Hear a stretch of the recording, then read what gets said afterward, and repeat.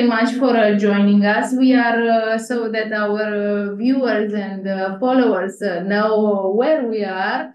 We are both in Barcelona, and I will leave the dots for Anca to tell us where she is.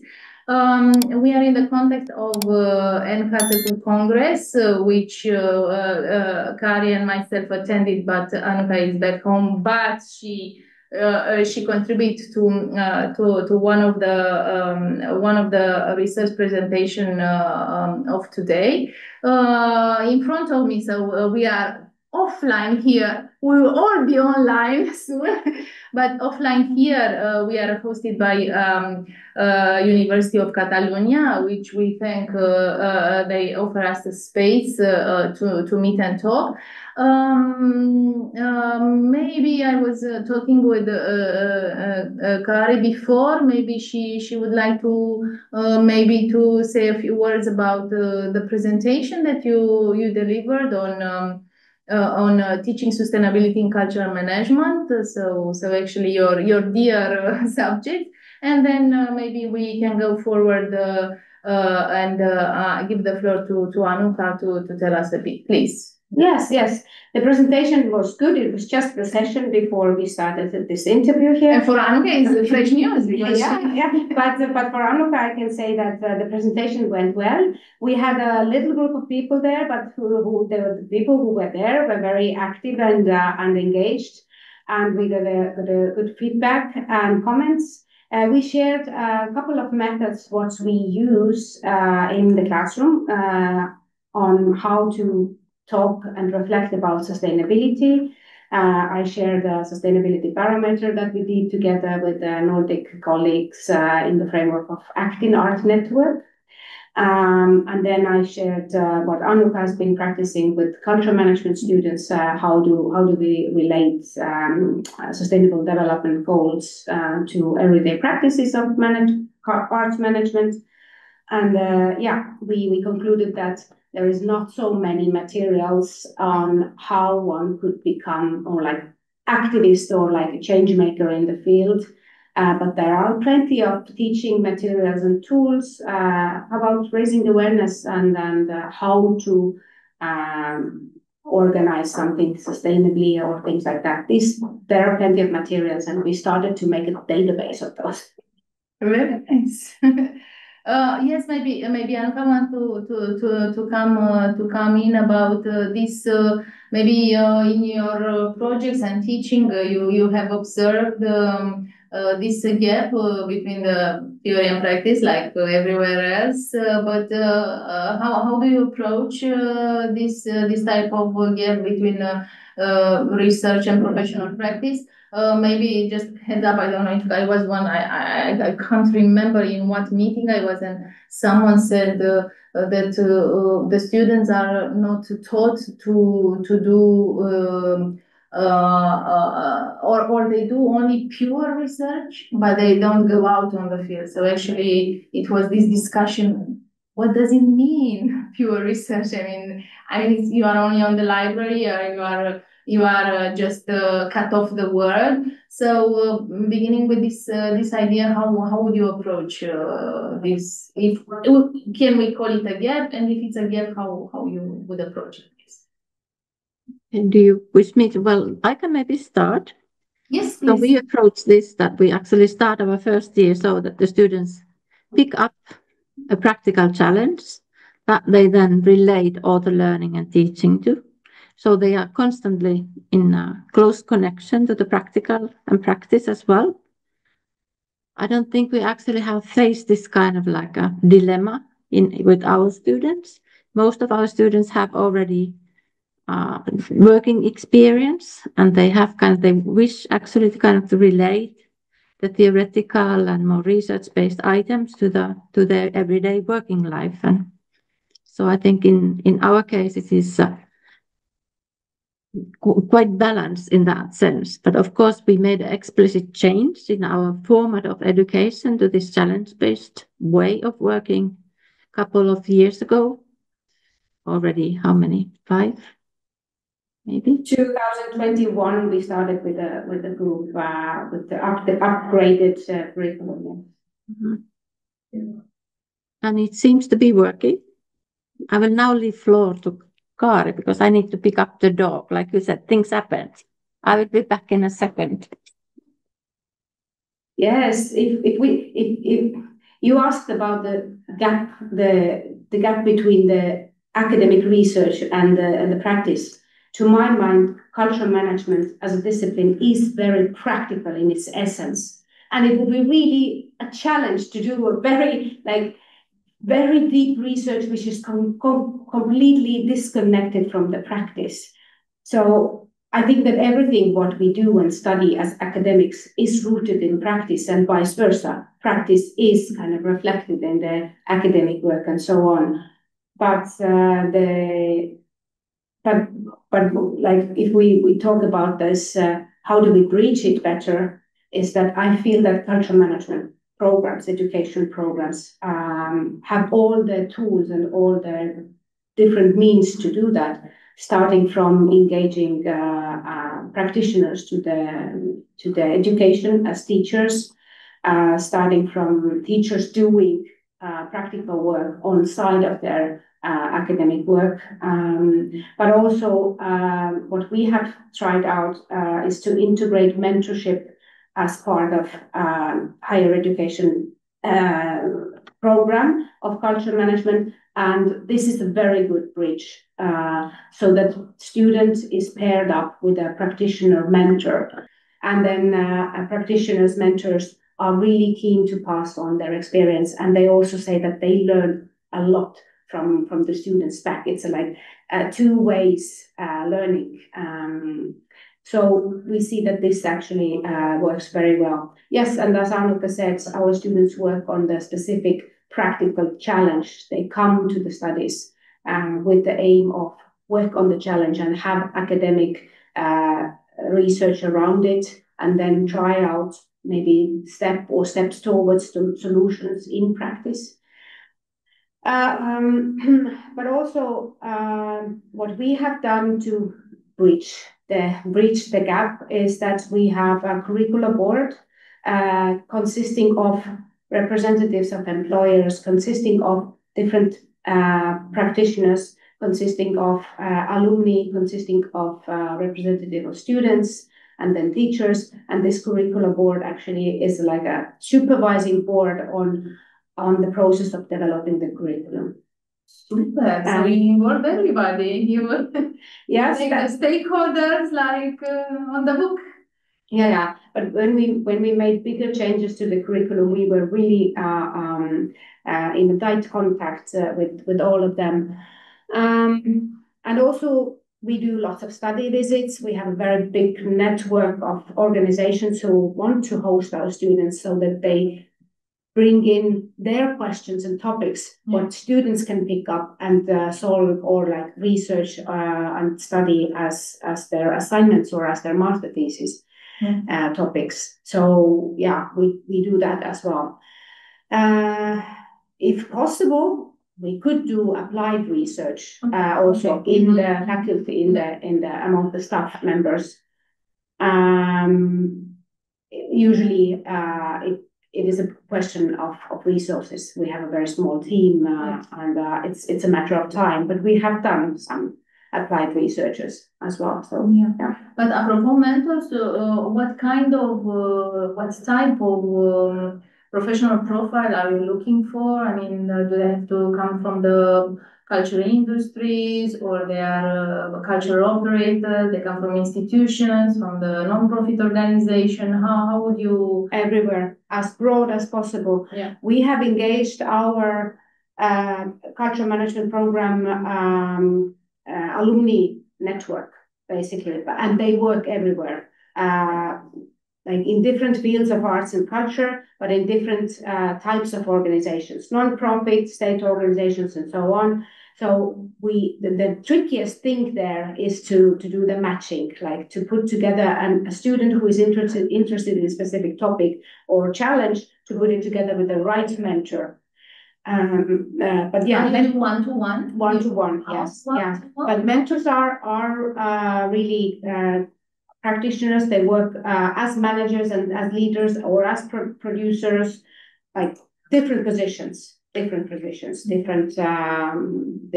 of different ways of how they have built up their career. And we're talking about practical, meaningful research. Maybe Anca, would you like to jump in and talk about co-creation and co-production? How would you teach or how would you approach this not so new idea that the audience have to co-participate, or why not co-create when you are talking about art like a tool, like a mean of building a community or developing a deeper relationship? How would you approach this practice? What do you mean with our students? Yeah. Okay. Well, usually we use a lot of co-creational methods and design methods in our teaching. They kind of, hopefully we co-learn when we work together. We do have also traditional methods, more lecturing and so forth, but we do have quite a lot of design methods. And especially during the first year, we are encouraged when they are working with their challenge that they also kind of are co-created with not only with the teachers, but with the fellow students. So in every our intensive seminars, we work around the different challenges, different topics. Every student has an individual topic, but they do have connections and interlinkages in between them. So we work together on their challenges, so they kind of co-create them as well. And then during the spring semester, when we worked towards solutions, so we're using the double diamond model from design in our program. And during the spring, when they are working towards the solutions, we also encourage that they engage with creating a prototype and working and testing it with potential users of the solution. So in co-creational matter to improve it and test it.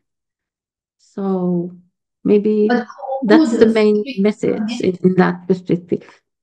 Sorry to interrupt. Who would be on the trial? Who would do the trying?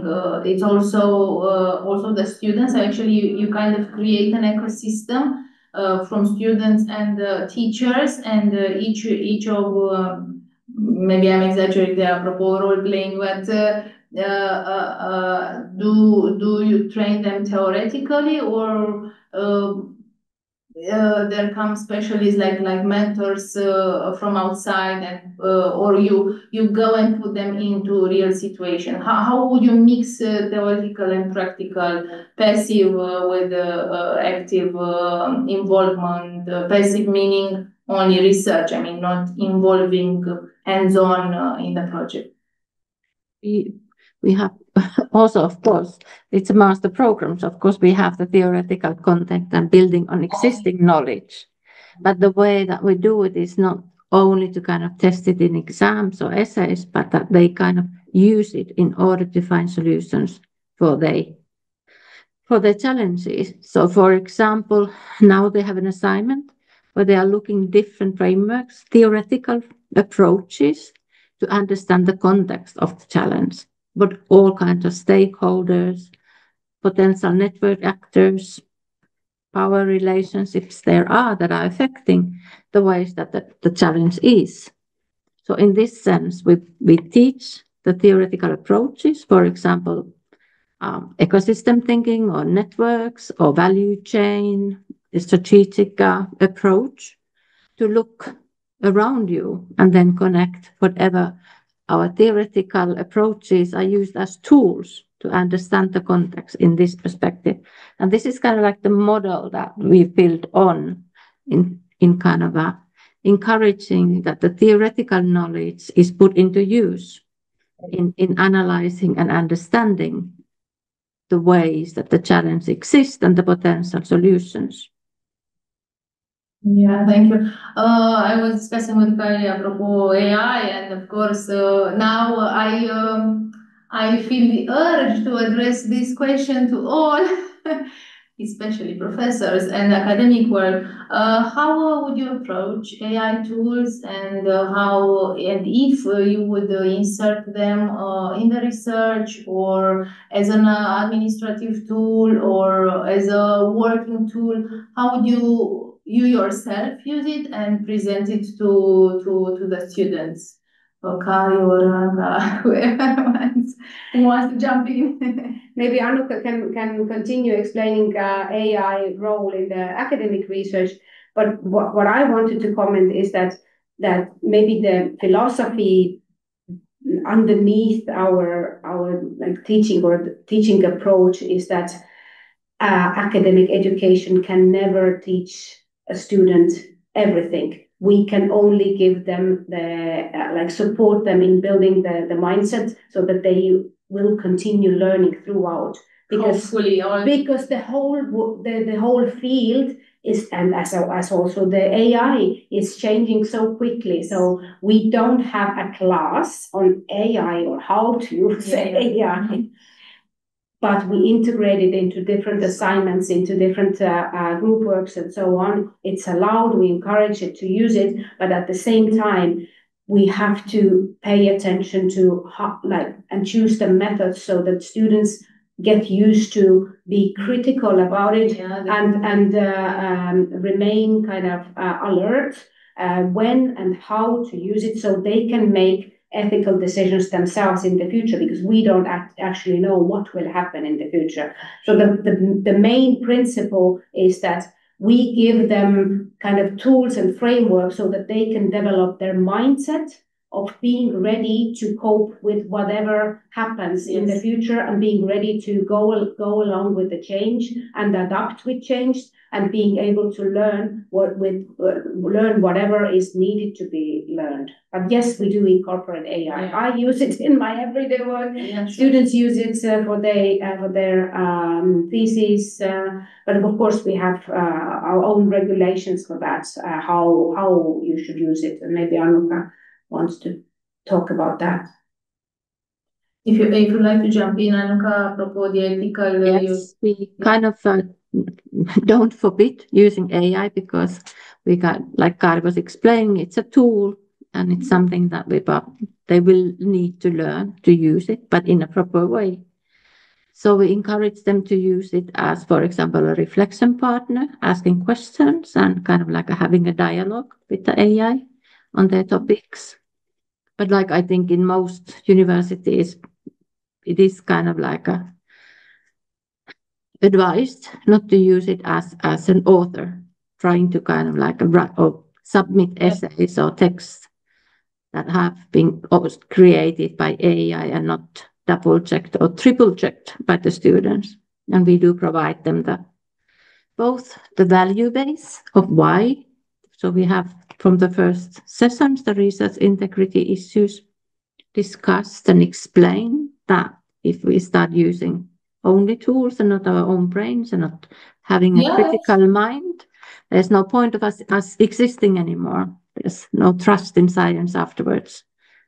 And then on the other hand, that there are so many mistakes and hallucinations, as we all know the AI does, that it's a bit pointless kind of using it in a wrong way. But all in all, I think it becomes, like Kari was saying, around the integrity and ethics discussions, hoping that our students will start sharing the values of the academic community about the reliability, accountability, and honesty in our work. It's a very healthy position, which I applaud, of course. I wanted to throw in a question, because we are in this context of cultural diplomacy, and I was also approaching this idea that actually a cultural project can mean one thing in your own space, in your own meaning national context or known context. But if you like exported it, or you wanted to just make it the same way, but in another country or in another cultural context, things can go very wrong or very good, or to be neutral and you say, oh, what did I do? I mean, why don't I have I have visitors, or what about these great claimed critics and so on and so forth. So how would you approach this idea within your work? Yeah, if Anuka or Kari. Maybe I didn't quite understand the original question, so maybe Kari, you can start. Yeah, and I can give further. So you mean how the global or big international joint projects, how do they Yes, how would you happen? how would you teach the fact that a project that you organize and it goes perfectly in your country or in your city, it can go quite wrong in another city or in another cultural context. So actually, then you'll see why I did everything by the book and it goes wrong. So maybe this type of addressing globalization, which is now a normality. Yeah. I mean, first of all, it's really beneficial to have a global group in your as your students. Like we have had students from different continents and sitting together, and this gives so valuable experience. They learn a lot from each other. They learn like little things, how to pick up signals from the others. How do we cooperate in a classroom setting? And the big cultural projects, global projects, starts from that actually, because all the big joint collaborations, they at the end of the day, they start on a personal level. I mean, they are not created somewhere. But it's like me and you, we find that, okay, let's do a project together, and we click and we start working together. And the second thing is, yes, in our curriculum, we do have this cross-cultural communication. We integrate international teachers who bring in different examples from their context and so on. But I think what maybe Anuka you can shed light on is from the joint ventures book. What came out from there? This is another aspect how this kind of collaborations could work and what could be done. Yes, I guess it's not only a question of nationalities, but individual levels, different fields, different communities. Sometimes the national borders or the national differences can be smaller than the differences in mindset between people from very different fields. So I think all in all collaboration, you have to be kind of ready to be kind of like capable of voicing out of what standpoint you are working from, and also empathetic to the other, understanding and trying to understand the others and what kind of starting point they have. And of course, we have had several international projects. And I think one of the key lessons has also been not to be afraid of conflicts, because if you voice it out, that what do you actually mean? What is happening? Then it usually gets solved. So if you kind of try to put it underneath the carpet, it might escalate and the outcome can be even worse than if you kind of face the issue and raise it, that what's happening, why don't we kind of like have a shared understanding? So that might actually clear the air. So with our students, we do have this cultural diplomacy, we have the cross-cultural communication, and also we encourage them to kind of like collaborate and work in different settings and change the tiny little groups, the work groups that they work with, in order to kind of teach themselves to work with other types of people. In addition, our program is a collaboration with the Estonian Business School, and we also encourage that our students would work with the business students at times in order to kind of understand that we don't all live in this small bubble where we all share the same kind of thinking and same kind of ways of working, but there can be quite big differences. We do give examples in the lecture setting, but I think the best way of teaching is to kind of jump into the sea and kind of experience what it is to work with very different type of people. Thank you so much.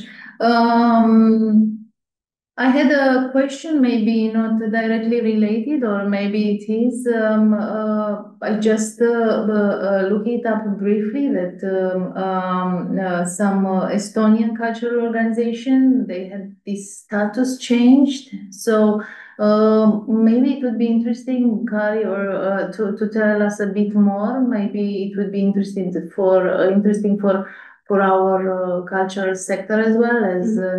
An institutional approach. Yeah, the process started already long ago. Yes. When I started my master studies, 2002, this was a very hot topic, and it was carried by this kind of neoliberal attitude that let's make cultural organizations more effective, more productive. Let's make them more motivated to earn themselves more, so that they wouldn't rely too much on public funding only. And it started, and in the beginning, of course, there was a lot of fears around it. It was a lot of fears inside cultural organizations, what will happen with us, and so on. There was a fear of politicization, how it will all turn out, fear of instability, and so on. But the progress has actually been in like most of the theater, like all of the theaters, except the ones who are legislated by a law, like a special law for national opera and so on. But all of the theaters now already, all of the museums are made into state-established foundations, which is like a hybrid institutional form, hybrid form, which is like the state as a ministry or sometimes also local government. Are establishers of private legal body. And then it's like a hybrid, both private and public legal form. And most of Estonian cultural organizations with public funding are nowadays these kind of public foundations or like state-established foundations. But they have the status of a non-profit organization or the status of a foundation, or how? Like legal body is private legal body. Okay. But they are state-founded private legal body, and they have still a board which consists state representatives and sometimes local government representatives and so on. But they are like the whole buzz about it. To make the change was that the organizations would gain more autonomy. But it is like there's a paradox in it. On one hand, yes, they gain more autonomy. Whatever they earn within, for example, if they earn self-earned income, whatever they earn, they can still invest into like next years to come. Otherwise, as a public organization, like directly under ministry, they would have given it all back to the ministry and started every year from zero, right? But now they can, plan, they're more motivated, all of this is very fun. They can push the money on future years. Yes, exactly, So they can, do a better budget planning and things like that. They can develop more like quickly, so to say. But on the other hand, it's still public assets they are operating with. It's still public money. And all the financial transactions still go through straight treasury or how? Treasury. So that all the financial planning is still tied with the ministry. So it's like, we now see, after most of the organizations have changed the legal status, that the hoped autonomy is not really maybe they are autonomous, but it's like different. It has manifested differently. And there's another aspect. What I studied in my PhD was that the institution of a board, the board for this foundation, it consists of various stakeholders who should be supervising or watching over the organizational progress and so on. In theory, the legal status of public foundation enables the board to be a very good dialogue partner and support the interaction with different stakeholders or different parts of society, so that they would be the mediators local communities, of, I don't know, businessmen, things like that. But in reality, it's really hard. The understanding how the boards of these public foundations could function is not really fully kind of developed, or is not fully recognized yet.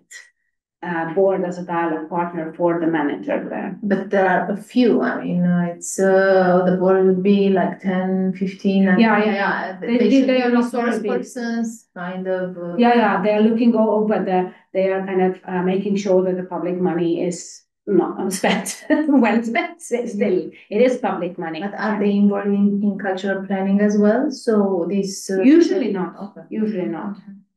Very interesting model. So you are talking only about the public institution like theaters and operas. So theater, we have one opera theater which is national, which has its own law. But yes, most of the theaters, if they are not city theaters, for example, if they are public theaters, but also museums now, they are all this kind of hybrid formats. Private legal body with public ownership. But has anyone? I mean, there was time to do research to see the potential benefits. I mean, for this type of format. I mean, in theory, it sounds good, but I don't know if really. I did my PhD. I finished it 2017, and it's like getting outdated already. I think a new research should be done, but I think that the question is not about the legal body, because if it wouldn't work, we wouldn't have it anymore. Yeah. It probably works quite well. Yes. It's a good solution, actually. I think it gives a certain extent of autonomy, and it's a way forward. But it's not going to solve all the issues of public cultural organizations. It's, I mean, the legal form does not determine the success or performance of the organizations. It can be a burden or not. So, yeah, interesting model. Thank you for sharing. Yeah, so we can wrap it up. Maybe Anca would like maybe if you would like to share some present or past projects that you would have some interesting insights, or if you have. So yeah, maybe you can pick up for our not only Romanian audiences, because as we speak in English and we do our campaigns, so it's quite broad and spectrum, and we are very happy about that. So if you can share some of your insights. Perhaps I've been looking into how the arts managers or cultural managers' role has been evolving over the years. Yeah. And what we see now is that arts management is moving in towards other sectors as well. Our recent project, which is just about to start, basically, or is about bringing together culture and health sector and social how do you say, social care, social care sector, not in terms of art therapy, because the way we use art for therapy is completely different, but we are talking about a regular art into the hospitals, into the care houses, so that all vulnerable groups can also have equal access and the cultural experiences. And today we see in the Baltics, for example, that we lack good schemes, good funding programs, except for Lithuania. They already have the Arts on Prescription program, but Latvia and Estonia does not. We lack actually specialists who would be able to speak the languages of healthcare and arts both. So we are now going to do the pilot program. Bridging another gap now. Yes. So this is something something that we are working on, and I see a lot of interesting insights might come out of that project. No, okay. We'll talk later, so to speak, because also is one of our projects topic, actually the connection between culture and health, and I think with the pandemic and then ongoing. Maybe this topic got the attention of the policymakers and the administrative body, and they are more inclined to listen and to take into consideration. Otherwise, it was just maybe okay. It's art therapy, so it was not looked into as an ecosystem, for example, or as a fabric type connection. Yeah, very nice. Yes, Anuka, if you have any other project that you want to push for our audience, or you want to share some insights, if not, we are good to go. Maybe the project on co-creation and co-production that I'm working with the research team, mainly from researchers from here in Finland. There we have quite a lot of this kind of like trying to bridge different fields together, but also trying to bridge the art organizations for other societal goals. So the examples can be very multiple. For example, the prison art, which has a long tradition, working with prisoners with artistic means, to kind of enlighten the suburban areas where maybe that are lacking of cultural initiatives, or now more and more, for example, in Finland, the role of the rural areas is raising, and the lack of culture is people are more moving towards the urban areas, and how we can in co-creational ways work towards it. This project we have already kind of like made a thorough literature review and then a qualitative study, and now we are planning to do a more quantitative study on the topic, and we have conceptualized the co-creation and co-production in ways, and through the qualitative study discovered several models of how to do it. And maybe one of the findings, not surprisingly, is that we also need a certain type of funding that encourages artists and art organizations to kind of build into these kind of activities. And of course, also the role of the mediator, or the person, like Kari was saying about our other project, where we are going to train people to be these kind of bridges in between art and health, well-being issues. Is this kind of like how to facilitate them and how to find the right persons to kind of be in between, because like we earlier already discussed, there are different ways of working and different understandings between these different sectors in life. Yeah, just a pinpoint question. When you are saying lacking in the rural part, you mean infrastructure or cultural programming or both, or cultural operators or public institution? What exactly is, I mean, what do you mean when you say lacking? I mean lacking the skills and knowledge. It can take a very different format. Sometimes it can be one person who can do it.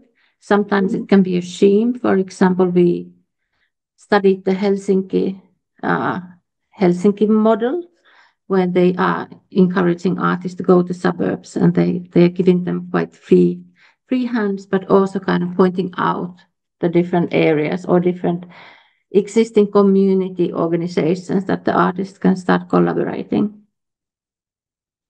I mean, it's kind of like a ways of working, not necessarily anything infrastructure or anything particular inside art organization or health organizations, but there's something in between.